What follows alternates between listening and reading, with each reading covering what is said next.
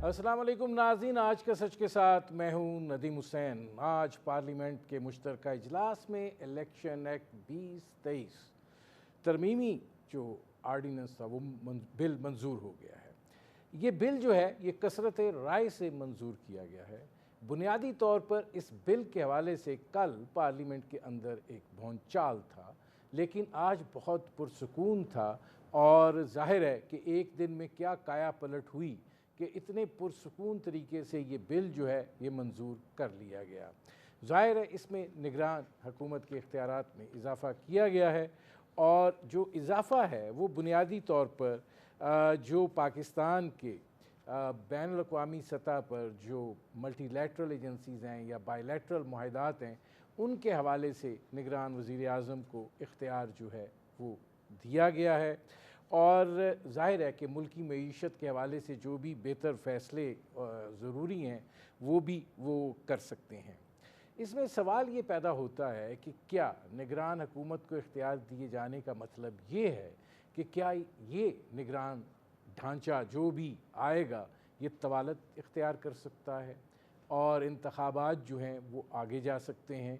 मईशत की इस वक्त जो सूरत हाल है वो इस्तेहकाम की जानिब ले जाने के लिए इक़दामात जो हैं वो उठाए जा रहे हैं और ज़ाहिर है कि IMF के साथ जो मुआहदा हुआ है वो बहुत कड़ी शराइत के नतीजे में हुआ है और वो शराइत जो हैं वो गैर मामूली इस नौइयत से हैं कि कुछ हिस्सा जो है वो मौजूदा हुकूमत, फिर निगरान सेटअप और फिर बाकी जो अगली हुकूमत आएगी उसके हवाले से है। गो कि अगर देखा जाए तो एक बिलवास्ता तौर पर IMF को ये यकीन दहानी भी है कि इंतखाबात जो हैं वो कराए जाएंगे और ये बात की जा रही है कि इंतखाबात जो हैं वो 90 दिन में कराए हो जाने चाहिए। जो आज अयाज सादिक साहब ने तौजीह पेश की इन इख्तियारात के हवाले से, उन्होंने कहा कि सितंबर में आलमी बैंक के कर्जाजात जो हैं वो आने हैं और ज़ाहिर है कि अगर निगरान वज़ीर आज़म के पास ये इख्तियार नहीं होगा तो फिर वो कर्ज़े जो हैं वो पाकिस्तान को नहीं मिल पाएंगे। लेकिन सवालात जो हैं वो यकीनन उठाए जा रहे हैं और इस हवाले से बात जो है वो की जा रही है। हुकूमत जो है वो भी इस वक्त एक मुशावरती अमल से गुज़र रही है, लेकिन निगरान सेटअप क्या होना चाहिए, किस तरीके का होना चाहिए और निगरान वज़ीर आज़म जो है वो कौन होना चाहिए, पहले एक भूचाल सा उठता है लेकिन फिर दो बड़ी पार्टियां जो फ़ैसला कर लेती हैं बाकी को मना लिया जाता है और जो गर्द है वो बैठ जाती है। अब भी दिखाई ये देता है कि कुछ फ़ैसले जो हैं वो दुबई में यकीनन हो चुके हैं और अब सिर्फ़ मुनासिब वक्त और जो एक मुशावरती अमल है जो रखा जाना है उसका इंतज़ार है। दूसरी जानिब नई सफ़बंदियाँ जो हैं वो भी हो रही हैं और ज़ाहिर है कि कराची के अंदर जो सिंध की सूबाई असम्बली है उसमें लीडर ऑफ़ दी अपोजिशन तब्दील हुआ है, GDA ने MQM के साथ हाथ मिलाया है। क्या अब ये एक और बड़ा ग्रैंड अलायंस बनने जा रहा है और क्या इसमें मुस्लिम लीग नवाज़ भी शामिल हो सकती है और क्या इसके नतीजे में पाकिस्तान पीपल्स पार्टी जो है उसको सिंध के सूबे में भी चैलेंज दरपेश हो सकता है, क्योंकि इस वक्त हालात ये बता रहे हैं कि पीपल्स पार्टी को बलूचिस्तान और पंजाब के अंदर ख़ासा चैलेंज जो है वो दरपेश है और जो वो सोच रहे थे कि वो इन दोनों सूबों के अंदर अपनी एक थोड़ी बेहतर जगह बना पाएंगे, वो मामला जो है वो उस तरीके से और उस सोच के मुताबिक होता हुआ दिखाई नहीं दे रहा और जो पाकिस्तान पीपल्स पार्टी के अंदर इस तरह पाया जाता है वो भी शायद इसी हवाले से है। ये वो सूरत हाल है जिस पर करेंगे बात। आपका अपने मेहमानों से तारुफ़ करवाते हैं। हमारे साथ मौजूद हैं फैसल करीम कुंडी साहब, मरकज़ी सेक्रेटरी इत्तलात हैं पाकिस्तान पीपल्स पार्टी के। हमारे साथ मौजूद हैं मौलाना अब्दुल अकबर चित्राली साहब, रहनुमा हैं जमात इस्लामी के, और हमारे साथ मौजूद हैं सफदर अब्बासी साहब, रहनुमा हैं GDA के।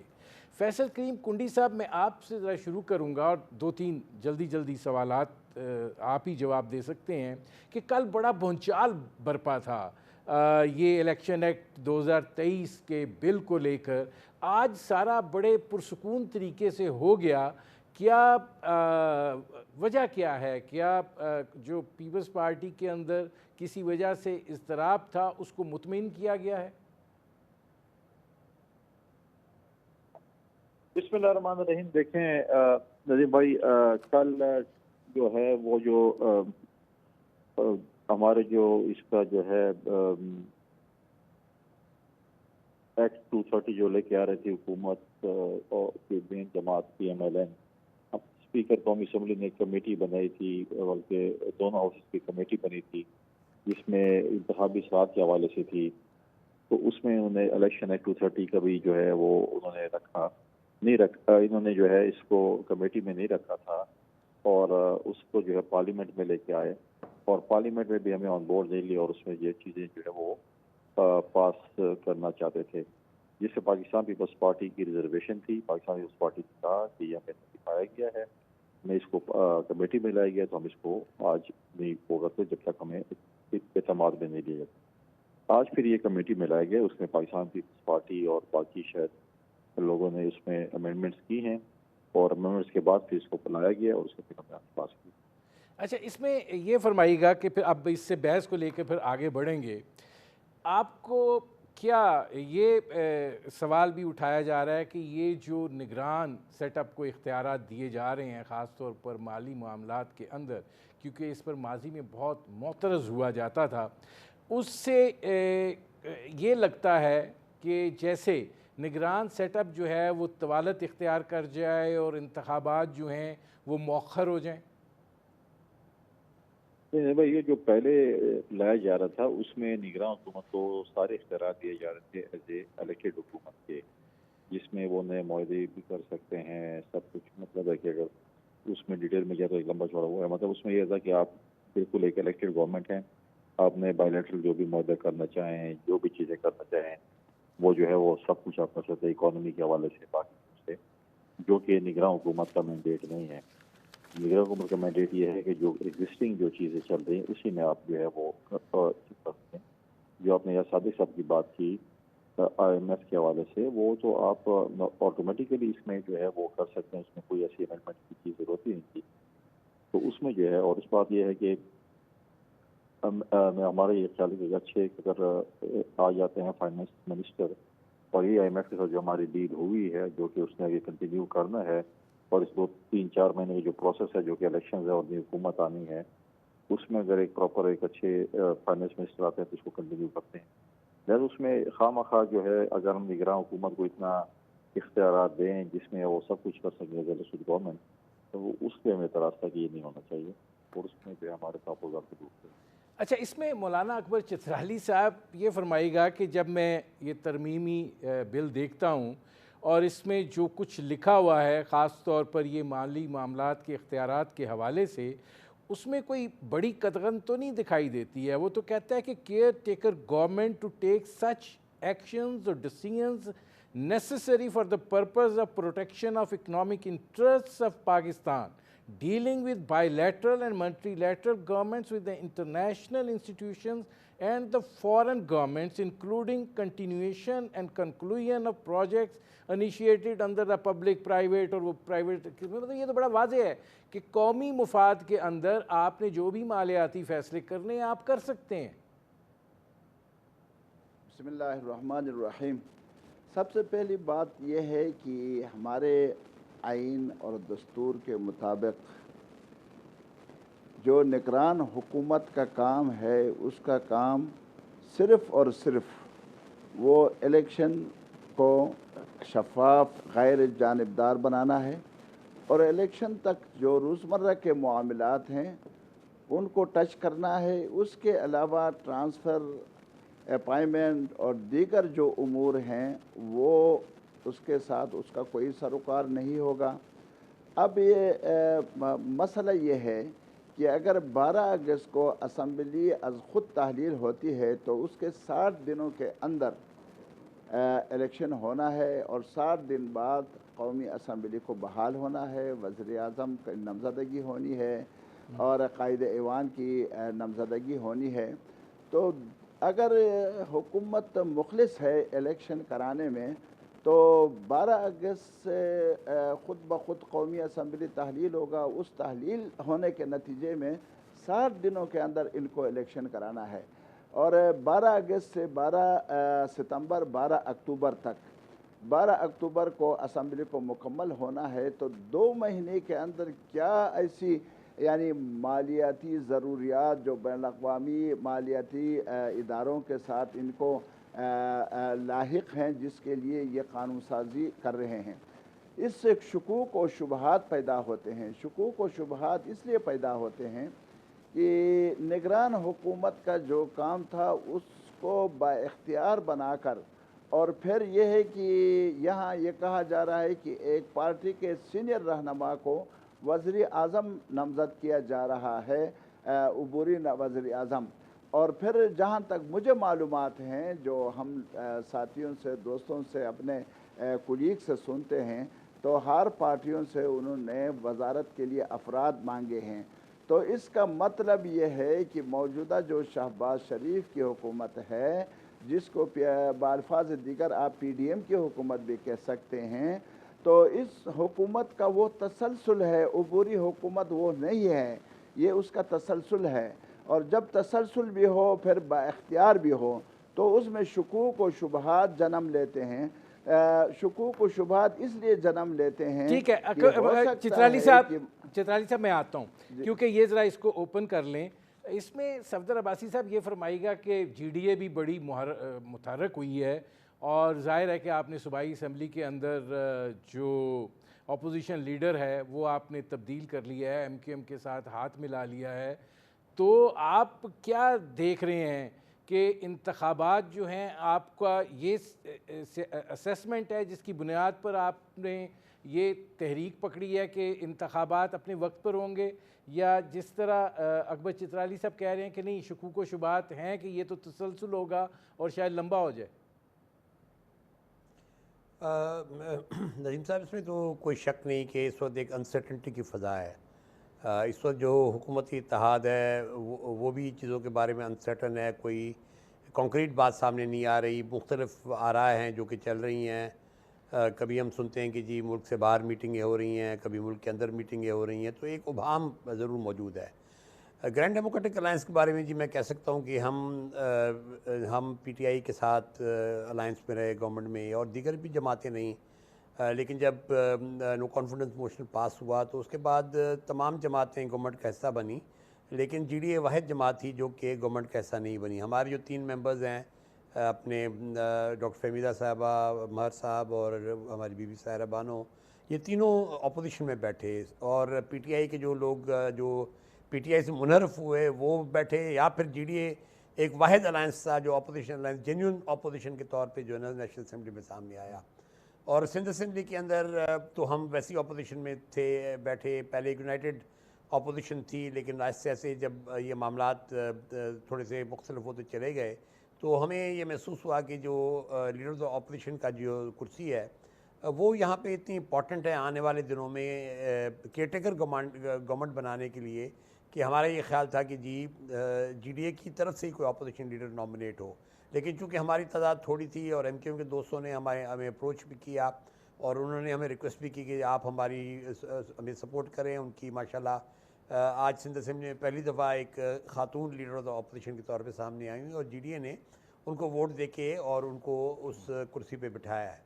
तो मैं समझता हूँ कि ग्रैंड डेमोक्रेटिक अलायंस के बारे में मैं इतना कह सकता हूँ कि सिंध के अंदर जितनी भी सियासत हुई है गुज़िश्ता सालों के अंदर, कभी भी कोई अलायंस जो है ना इतना नहीं चला आगे। वो उमूमन जो है ना इलेक्शन जैसी ख़त्म होते थे तो अलायंस भी ख़त्म हो जाते थे। ग्रैंड डेमोक्रेटिक अलायंस वाहिद अलायंस है जो कि 2018 की इलेक्शन को के उसके बारे में बहुत सारे रिजर्वेशन हमें हैं, चाहे वो वफाक के अंदर हो चाहे वो सूबे के अंदर हो, लेकिन उसके बावजूद भी हमने अपोजिशन का रोल अपना अदा किया, और ग्रैंड डेमोक्रेटिक अलायंस कायम रहा 2023 की इलेक्शन तक। ठीक है, और आज मुझे एक ब्रेक लेना पड़ रहा है, नाज़रीन हमारी गुफ्तगू जारी है। वक्त हुआ एक मुख्तसर से कमर्शियल ब्रेक का, मिलते हैं इस वक्फे के बाद। Welcome back. फैसल करीम कुंडी साहब, ये फरमाइएगा कि जैसे चित्राली साहब फरमा रहे थे कि शकूक शुबात है, एक और वाज़ेह कीजिए कि ये बात बड़ी उभर कर सामने आती है जब पार्लियामेंटेरियन से भी गुफ्तगू की जाए कि जी फ़ैसला हो चुका है निगरान वज़ीर आज़म का, और अब जिस चित्राली साहब कह रहे हैं कि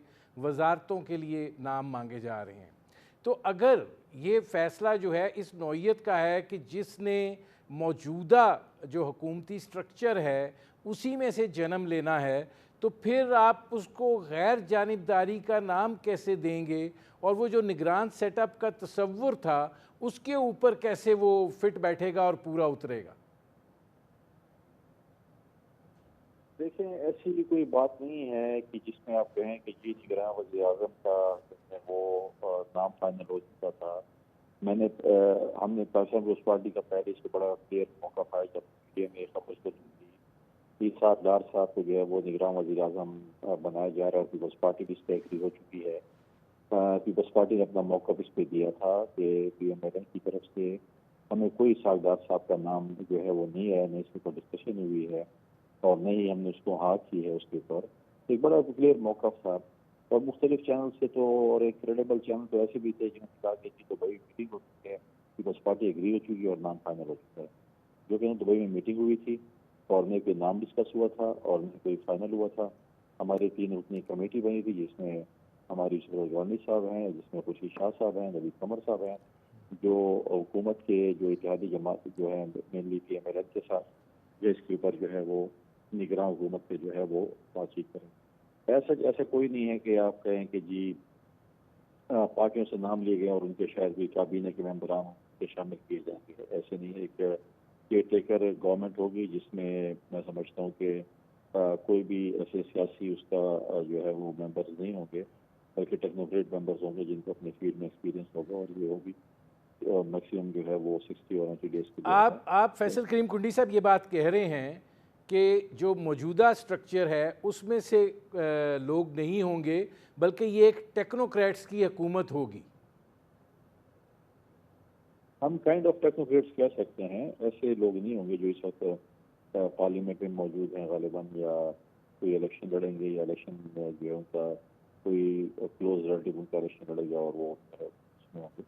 تو جو کیئر ٹیکر کا وہ ہے اسی کے مطابق ہوگا. ایسا نہیں ہوگا کہ آپ آ کے پارلیمنٹ سے اٹھ کے آپ کہیں گے جی میں نے بھی کیئر ٹیکر میں شامل. ٹھیک ہے. اچھا، اب اس میں اکبر چترالی صاحب، آپ نے فیصل کریم کنڈی صاحب کی بات سنی، وہ بڑے واضح ہیں کہ ایک ٹیکنوکریٹ کی جو ہے وہ حکومت ہوگی. آپ کو کیا لگتا ہے پارلیمنٹ کے اندر جس طریقے سے معاملات آگے بڑھ رہے ہیں، ظاہر ہے کونسل آف کامن انٹرسٹ کا بھی اجلاس ہے، پھر اس کے نتیجے میں اگر آپ مردم شماری کو نوٹیفائی کرتے ہیں تو یہ بھی ایک جواز بن سکتا ہے. آپ کو لگ رہا ہے کہ انتخابات وقت پر ہوں گے، یا پارلیمنٹ کے اندر یہ سلسلہ ہے کہ نہیں یہ مؤخر ہو سکتے ہیں؟ دیکھیں پیارے بھائی، بات یہ ہے کہ ان کے سابقہ کردار ہمارے سامنے ہے. پنجاب میں جو حکومت قائم ہوئی ہے، کیا وہاں مسلم لیگ، پیپل پارٹی اور دیگر جماعتوں کا حصہ نہیں ہے؟ کیا خیبر پختونخوا میں جو حکومت نگران بنی ہے اس میں گورنر کون ہے، وزیر اعلیٰ کون ہے اور وزراء کون ہیں، کن کن پارٹیوں سے ان کا تعلق ہے؟ تو اب مرکز میں یہ کیسے ممکن ہو سکتا ہے کہ وہاں جو ہے تمام سیاسی پارٹیوں کے لوگ موجود ہیں اور گورنر جو ہے ایک پارٹی کا ہے؟ پنجاب میں بھی یہ صورتحال ہے اور مرکز میں یہ غیر جانبدار حکومت قائم کریں گے. نمبر 1 یہ ممکن ہی نہیں ہے. ان کے پہلے کردار سے یہ پتہ چلتا ہے کہ اپنے ہی لوگوں کو جس طریقے سے بھی ہو اس میں کموڈیٹ کریں گے. نمبر 1. دوسری بات یہ ہے کہ وقت پر الیکشن ہونا مجھے نظر نہیں آتے. 2023 میں کم از کم الیکشن یہ نہیں کرا رہے ہیں اور یہ اتفاقی بات ہے. اور آج ایک ہم بیٹھے ہوئے تھے لابی میں تو اس میں اپوزیشن لیڈر بھی موجود تھے. اس میں جتنے بھی وہ اراکین موجود تھے ان کا کنسنسس اس بات پر تھا کہ الیکشن وقت پر نہیں ہوں گے اور اس سال نہیں ہوں گے.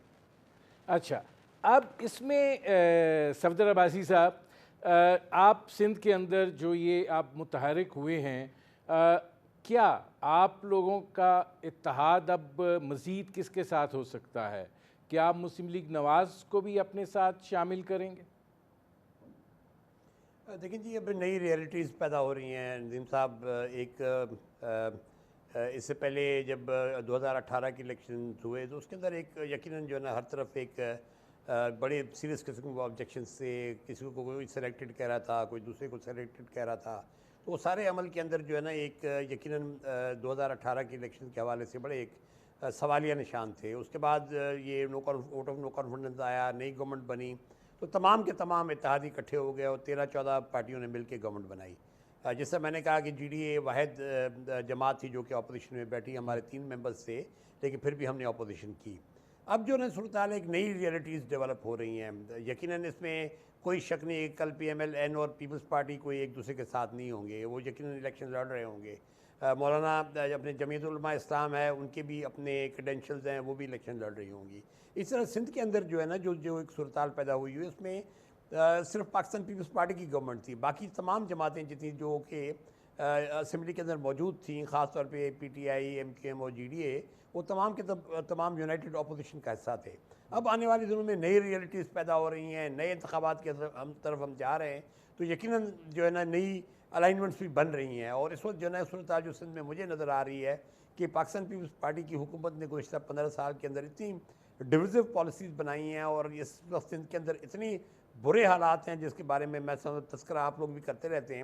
اس حوالے سے جو ہے نا ایسا محسوس ہو رہا ہے, نظر آ رہا ہے کہ مثلا جیسے گرینڈ ڈیموکریٹک الائنس میں تقریباً 5 جماعتوں کا اتحاد ہے, جس میں پی پی وکل بھی ہے, جس میں فنکشنل لیگ بھی ہے, جس میں نیشنل پیپلز پارٹی بھی ہے, جس میں کانپرس جماعتیں ایس یو پی اور قومی عوامی تحریک بھی موجود ہیں.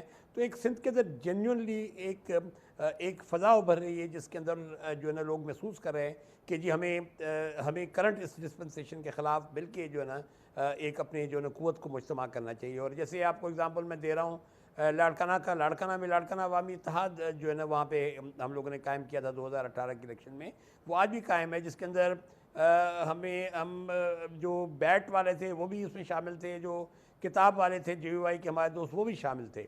تو ہمارا اتحاد وہ بھی آج تک موجود ہے. حالانکہ جو امیر بخش بھٹو صاحب ہیں وہ پی ٹی آئی چھوڑ گئے ہیں, لیکن اس کے باوجود جو ہے نا وہ الائنس موجود ہے, اور اس کے اندر ہر قسم کی جو جماعتیں اس کے اندر شامل ہیں. تو میں سمجھتا ہوں کہ یہ ایک فضا بن رہی ہے سندھ کے اندر, جہاں ابھی مولانا صاحب تشریف لائے یہاں پہ. اب حالانکہ مولانا صاحب اتحاد ہی ہیں اس وقت گورنمنٹ کے اندر, لیکن وہ آئے تو انہوں نے جی ڈی اے کی بھی ہمارے دوستوں سے ملاقاتیں کی, اور کافی اچھی ہماری ان کے ساتھ ملاقاتیں رہی. تو میں سمجھتا ہوں کہ فضا بن رہی ہے. آگے کی طرف میں آتا ہوں صفدر بازی صاحب. ایک بات کروں جی, چترائی صاحب کے میں بات سے اس حد تک متفق ہوں کہ دیکھیں جو 90 دن کا ایک سیکروسینکٹ آئین کا پروویژن تھا 90 دن کے الیکشن کا, اس کو اس گورنمنٹ نے خود وائلیٹ کیا ہے. اس کو اس گورنمنٹ نے خود پیچھے چھوڑ دیا کہ جی 90 دن کا کوئی الیکشن کی کیا فرق پڑتا ہے اگر پوسٹپونمنٹ ہو جائے.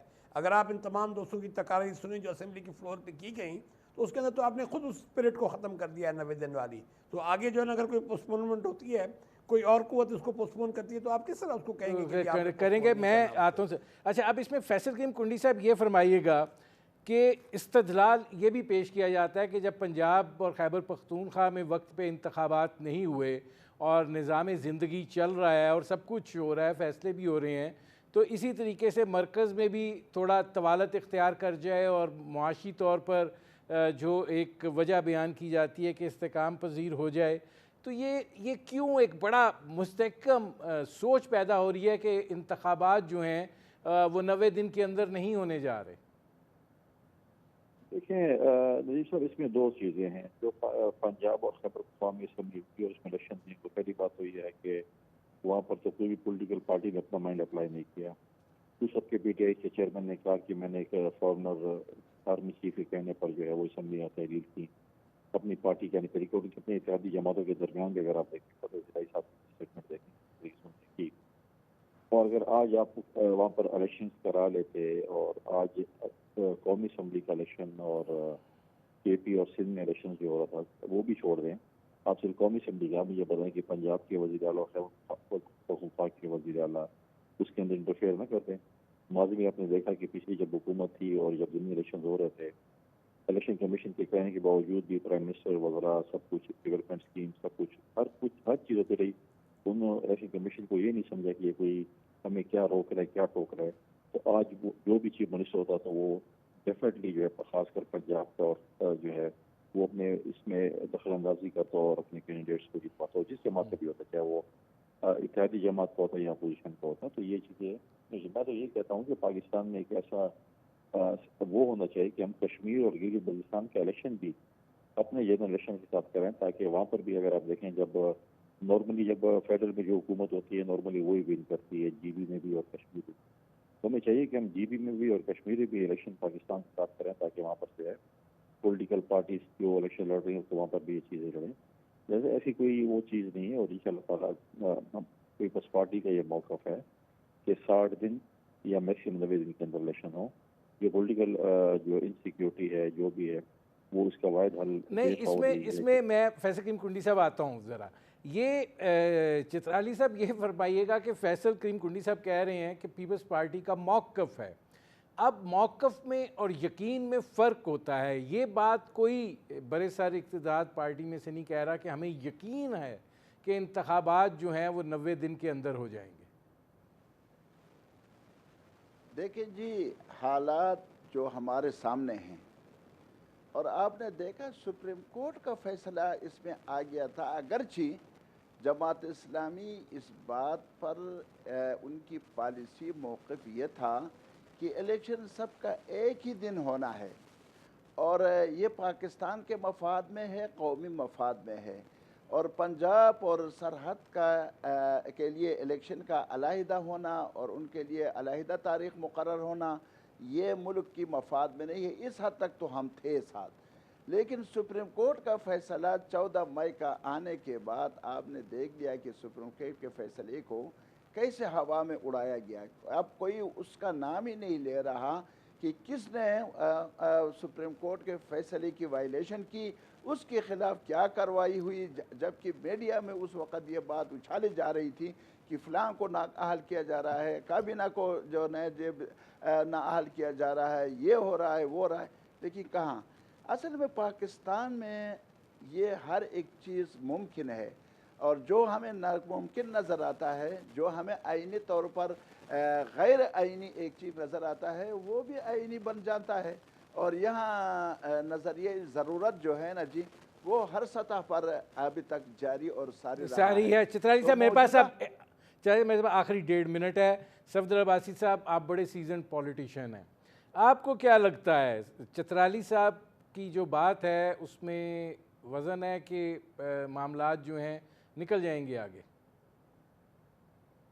دیکھیں جی, حالات تو ندیم صاحب وہی جس سے میں نے کہا کہ ایک انسرٹنٹی کی پوزیشن ہے, اور انسرٹنٹی معذرت کے ساتھ جو ہے نا یہ موجودہ اتحاد جو اس نے خود کریٹ کی. دیکھیں جب آپ نے کس انداز میں سپریم کورٹ کے, جیسے میں اس پہ بھی کہا جا سکتا ہے کہ جی فل بینچ ہونا چاہیے تھا, نہیں ہونا چاہیے تھا, کہ جو بھی بینچ تھا آپ نے ایک تو آئین کی جو ایک پروویژن ہے 90 ڈیز کی الیکشن, اس کو آپ نے وائلیٹ کیا.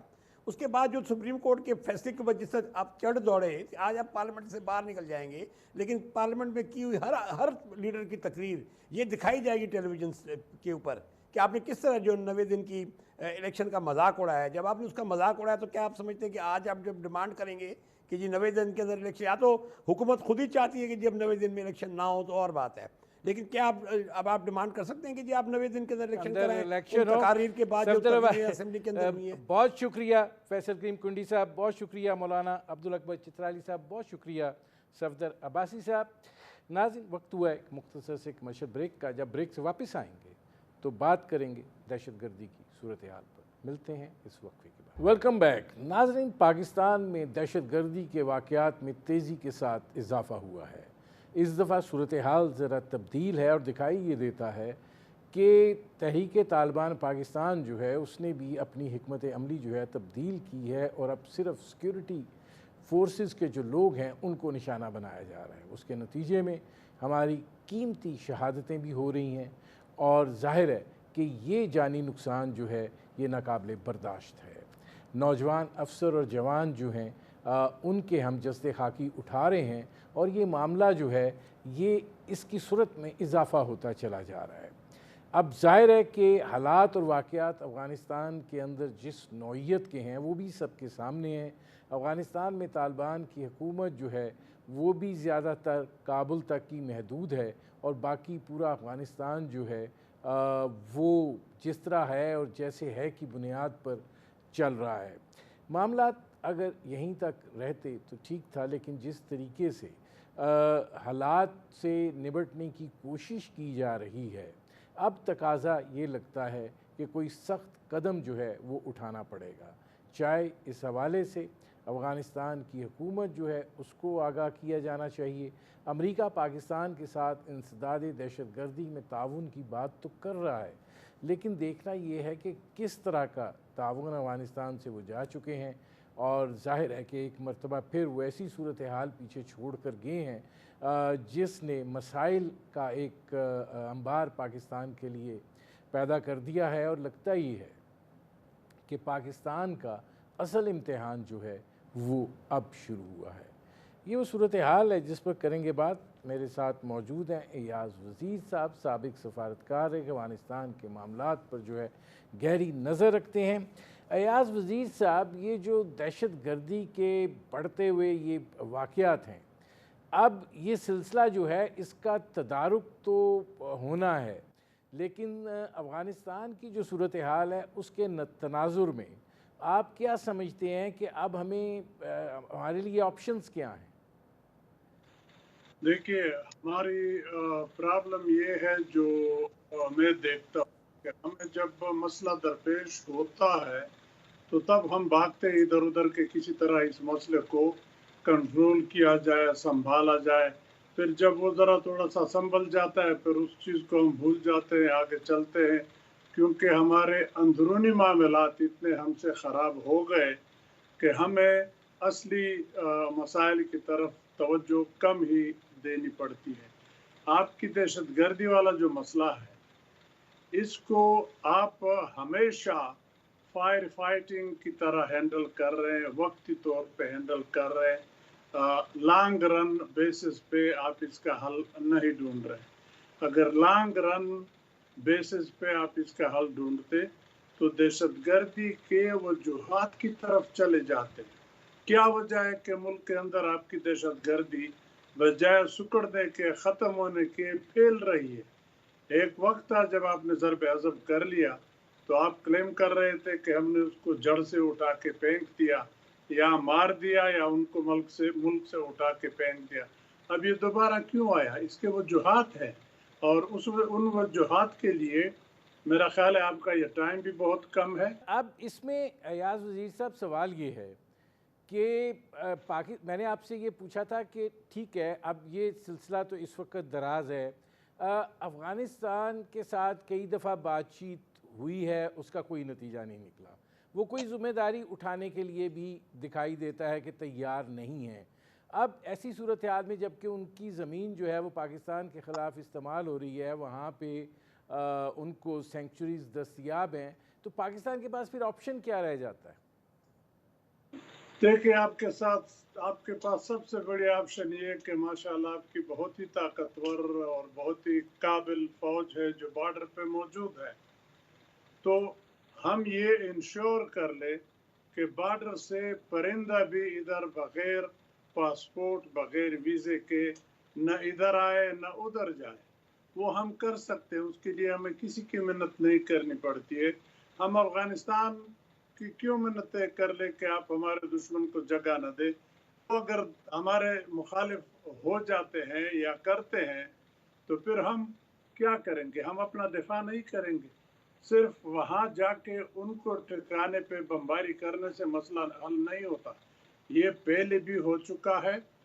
پچھلے سال لوگ کہتے ہیں، میں تو سنا ہے کہ شاید ہم نے خوست میں اور کنڑ میں ٹی ٹی پی کے ٹھکانوں پہ بمباری کی تھی تو اسے ٹی ٹی پی ختم ہو گیا۔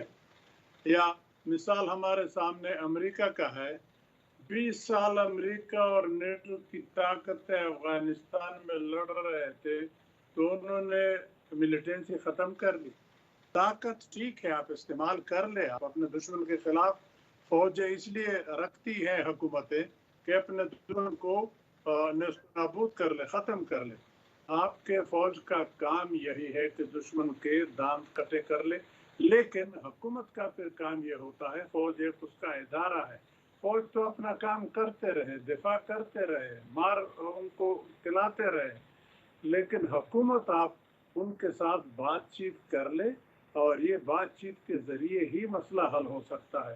طالبان آپ اب کے اس پاس میں آتے ہیں، ایاز وزیر صاحب ادھر سوال یہ پیدا ہوتا ہے، آپ بات چیت کا کہہ رہے ہیں، آپ کو وہ فیمس کابل میں چائے تو یاد ہوگی، اور پھر اس کے نتیجے میں لوگ ادھر آئے بھی، رزلٹ کیا نکلا؟ بھتے کی پرچیاں، کیونکہ انہوں نے تو صرف وہاں پہ لڑنا سیکھا ہے، اب وہ آ کر یہاں پر اسی رویے کو اپنا لے. پورا سوات باہر نکل آیا کہ خدا کے واسطے ہمیں کوئی تحفظ جو ہے فراہم کیا جائے. اب کیا بات چیت, کس طرح یہ کیسے سیٹل ڈاؤن ہوگا کہ ہمارے لوگوں کو بھی نقصان نہ پہنچے؟ رک جائیے, یہاں آپ کے سوال کے اندر آپ کا جواب ہے. وہ معاہدہ آپ نے خود ان کے ساتھ کیا, یا چائے آپ نے خود پی اور کہہ دیا کہ don't worry everything will be all right. یہ ایک شخص کی غلط پالیسی تھی. وہ پالیسی فلاٹ تھی ڈے ون سے. اس طرح باتیں نہیں ہوتی. وہ ایک چھوٹے سے ادارے کا سربراہ تھا. وہ حکومت پاکستان کا ایک جیسے پرائم منسٹر ہوتا ہے یا حکومت کا ایک نمائندہ پورے ملک حکومت کا ہوتا ہے, اس طرح نہیں تھا. لیکن اس نے وہ پوزیشن ایزیوم کر لی, آپ کو دے دی کہ میں ان سے بات کر لوں. بھئی یہ آپ کا کام نہیں ہے. میں نے تو کہہ لیا کہ انٹیلیجنس کا اور فوجی ادارے, ان کا کام ہے کہ دشمن کو کمزور کر لے تاکہ حکومت طاقتور پوزیشن سے دوسرے لوگوں کے ساتھ بات کر لے. تو آپ نے طاقت تو منوا لی, طالبان کی حکومت آ گئی. اب ان سے مزید بات چیت کرنی ہے تو وہ بات چیت کے ذریعے ہی آپ کر لیں, نہ کہ وہی لوگ جو جنگ بھی کر رہے ہیں. فوج کا میں بہت ہی احترام کرتا ہوں, ان کا کام ہے, بہت بہادری سے لڑ رہے ہیں, بہت شہادتیں دے رہے ہیں, تو یہ ان کا کام ہے, ہمیں ان پہ فخر ہے. لیکن پھر نیگوسیشن کے لیے آپ کو حکومت کے حوالے کرنا ہوگا یہ مسئلہ, کیونکہ حکومت کے پاس سیاسی لوگ ہوتے ہیں, سویلین ہوتے ہیں, اور ایسے لوگوں سے مشورہ کرنے کے بعد جو اس مسئلے کو جانتے ہیں حکومت اقدام اٹھائے گی. لیکن اگر آپ وہی کور کمانڈر پشاور بات کرے یا DGI بات کر لے, اس سے بات حل نہیں ہوتی. ٹھیک آپ کو یاد اب اس میں ایک سوال ہے ریاض وزیر صاحب, ایک سوال ہے. سوال یہ ہے کہ آپ کہہ رہے ہیں سویلین حکومت مذاکرات کرے. اب چاہے سویلین کرے یا دوسرے کریں, دونوں صورتوں میں ایک چیز مشترک ہے کہ آپ نے جب مذاکرات شروع کرنے ہیں تو کچھ شرائط ان کی بھی ہوں گی, کچھ چیزیں آپ کو ماننی ہوں گی, کچھ چیزیں جو ہے وہ منوانی ہوتی ہیں. مذاکرات کا اسی طرح ہوتا ہے. لیکن آپ نے جو کچھ ماننا ہے وہ آپ نے آئین پاکستان کے تحت ماننا ہے. اگر اس سے مبرہ اور اس سے بالا مطالبات ہیں جو کہ پہلے بھی وجہ بنے ہیں ڈیڈ لاک کے, تو پھر مذاکرات کیسے ہو سکتے ہیں؟ دیکھیے, بات چیت ہمیشہ جب ہوتی ہے تو دونوں فریقین بہت ہی اونچے اونچے ٹیلوں پہ بیٹھ جاتے ہیں کہ ہم تو گویا ہمار زمین پہ آتے نہیں, ہمیں سارا علاقہ دے دو ورنہ ہم نہیں. دعوے تو بہت بڑے بڑے کریں گے, کلیم بہت بڑے بڑے کریں گے. تو انہی کے لیے تو بات چیت ہوتی ہے کہ جب بات چیت شروع ہو جائے, ایک دوسرے کو قائل کرنے کی کوشش کرے, حقائق بتا دے, پھر کوئی درمیانہ راستہ نکلتا ہے. اب آپ اگر پہلے یہ کنڈیشن کریں کہ نہیں, طالبان پاکستانی آئین کے مطابق ہتھیار پہن کے تسلیم کر لے, جو ہم کہتے ہیں وہ مان لے, پھر بات چیت کس پہ کرنی ہے؟ اسی طرح اگر آپ پہلے مان لیں ان کی شرائط کو, تو پھر بات چیت کس پہ کرنی ہے؟ بات چیت سخت مشکلات سے شروع کرنی ہوتی ہے, اور پھر بقول شخص ہے وہ پکڑے گا آسمان کو کہ یہ مجھے دے دو تو میں بات کروں گا, لیکن مسئلہ حل ہو جاتا ہے گھر کے اندر ہی. یہ ہمارا ٹرائبل ایریا میں ڈیلی تقریباً اسی طرح ہوتا ہے کہ دعوے ایک دوسرے کے اوپر بہت بڑے بڑے ہوتے ہیں, لیکن جب فائنل نیگوسیشن ہوتی ہے تو اس میں دونوں فریقین کو اندازہ ہوتا ہے کہ ہم نے سیٹل کہاں ہونا ہے. لیکن میں سمجھتا ہوں کہ ہمارا المیہ یہ ہے کہ ہماری طرف سے وہ لوگ بات چیت کرتے ہیں جو اس مسئلے کے جڑ تک پہنچ نہیں پاتے. اس مسئلے کے جڑ تک پہنچنے کے لیے آپ کو پوری تاریخ پڑھنی پڑے گی 1947 سے لے کے اب تک کہ آپ کے تعلقات کیسے اور کن وجوہات کی وجہ سے خراب ہوئے ہیں, پھر آپ آگے چلیں گے. اسی طرح TTP کے ساتھ آپ 2008 سے یا 2007 میں یہ شروع ہو گئے تھے, اس وقت سے لے کے اب تک بات چیت کرنی ہوگی کہ یہ پیدا کیوں ہوئے, ہمارے اپنے بچے تھے, ہم سے کیوں ناراض ہو گئے, اتنے سخت ناراض ہو گئے کہ اب دوسرے لوگ اس کو ہاتھ میں پکڑے ہوئے ہمارے خلاف لڑا رہے. تو ان چیزوں کو جب آپ سمجھ پائیں तब आप बातचीत बातचीत करेंगे। ये न हो अच्छा, कि इसमें आपके एयाज पास- वजीर एक साहब मिनट, जी एक मिनट, ये न हो कि आपके पास एक ओहदा हो और उस ओहदे का आप इस्तेमाल कर ले कि नहीं बातचीत तो मैंने करनी है क्योंकि मैं अब इस ओहदे पे हूँ, खा वो वजीर आज़म हो, खा कोई भी ओहदा हो। लेकिन मेरा कहना ये है कि वजीर आज़म और आर्मी चीफ इनके मशवरे से ऐसी टीम तरतीब दी जाए जो इस मसले के बेख को जानते हैं, जो हर तरीके से इसको जानते हैं, उनके साथ मशवरा कर ले, फिर कोई तरीका निकाले। ये न हो कि कोई अब सरकारी इसमें अहदेदार को कहे कि जी। आप जाके ये मसला हल कर। इसमें एयाज वजीर साहब ये फरमाइएगा कि देखिए जो सूरत हाल है उसके अंदर अब पहले धमाके वगैरह होते थे, उसमें जानी और माली नुकसान होता था। अब देखा ये जा रहा है कि आप सिक्योरिटी फोर्सेस को टारगेट करके निशाना बनाया जा रहा है। ज़ाहिर है कि अंदर से भी जो सहूलत है वो दस्तयाब है, जिसकी बिना पर ये सब कुछ जो है वो हो रहा है। तो आपको क्या एक बड़ी वजह ये भी नहीं है कि अब हमें अब वंस फॉर ऑल अफ़गान महाजरीन का मामला भी अफ़गान हुकूमत के साथ सेटल करना पड़ेगा, उनको वापस भिजवाना पड़ेगा? देखिए, आप यूं देख ले, शायद आपके प्रोग्राम में मैंने पहले भी कहा था, it will be a repetition अगर बोला हो, कि आप अपने अंदर देख ले कि क्या वजह है कि अफगानिस्तान में जिसकी भी हुकूमत आती है काबुल में, हमारे उसके साथ ताल्लुकात चंद दिन ठीक रहते फिर ख़राब क्यों होते? आप डॉक्टर नजीबुल्लाह से शुरू करें, सोवियत यूनियन से मुजाहिदीन को आ जाए, तालिबान पहली हुकूमत, फिर कारज़ाई की हुकूमत, फिर अशरफ गनी की हुकूमत, अब फिर तालिबान की हुकूमत। हर एक के साथ आपकी गाड़ी थोड़ी देर चल जाती है, उसके बाद पटरी से उतर जाती है, आप एक दूसरे को फिर बुरा भला कहते हैं। इन वजूहात को आपने एड्रेस करना होगा कि ये क्यों खराबी क्यों है, वजह क्या है। ये हमारे अपने दोस्त थे, इससे ज्यादा करीबी दोस्त आपके कौन थे जो अभी हुकूमत बरसर इक़्तिदार है अफगानिस्तान में? तो वो वजूहात पैदा न करे, क्योंकि उनसे फिर आपका दुश्मन फायदा उठाता है, फिर वो उनकी तरफ झुक जाते हैं। जैसे आजकल हम अफगानिस्तान से तो बातें नहीं सुनते कि वो हमारे बारे में क्या कहते हैं, हम अपनी तो सुनते हैं, लेकिन मेरी बात कभी होती है। कल परसों एक टेलीविजन टॉक शो में मेरी बात हुई कि आई वाज इनवाइटेड, तो उनके भी रिजर्वेशन, लेकिन बाहर तफसील में नहीं जाते, उनके रिजर्वेशन हमारे रिजर्वेशन, ये हुकूमत देख ले और दोनों हुकूमतें उसके ऊपर ऑन द क्वाइट, पब्लिक में नहीं, ऑन द क्वाइट उस पर बात कर ले और तालिबानों की गुडविल अर्न कर ले, हमारी भी वो गुडविल अर्न कर ले। सिर्फ एक ये नहीं है, वो क्या कहते हैं, ताली एक हाथ से नहीं बजती, अगर वो दोस्ती ठीक है। तो मेरा हम भी करेंगे। एयाज वजीर साहब, प्रोग्राम का वक्त ख़त्म हो रहा है। बहुत शुक्रिया एयाज वजीर साहब। नाज़रीन, आपने हमारे पैनल के शुरका की गुफ्तगू सुनी। अब तक के लिए इतना ही, इजाज़त दीजिए, अल्लाह हाफ़िज़।